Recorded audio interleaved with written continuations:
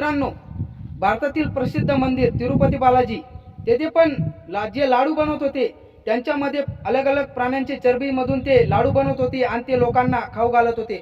तर मित्रांनो, माझं भक्तांना एकच संदेश आहे, आपण लाखो रुपये दान करत आहे तेथे त्या मंदिरामध्ये दान करू नका। कारण आपण जे रस्त्यावरती जे गरीब लोक बसले त्यांना कपडे द्या, त्यांना खाऊ घाला ते पैशामधून, पण मंदिरामध्ये 1 रुपया दान नका करू। कारण आपण जे लाखो रुपये दान करत आहोत त्याच्यामधून जो हे लाडू बनवताय, प्रसाद बनवताय, तो सुद्धा आपल्याला शुद्ध देत नाही, त्याच्यामध्ये सुद्धा हे भ्रष्टाचारीपणा करताय।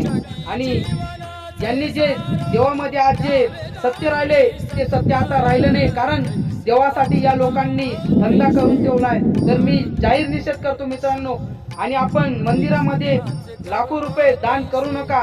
जे गरीब लोकांमध्ये कपडे द्या, त्यांना खाऊ घाला।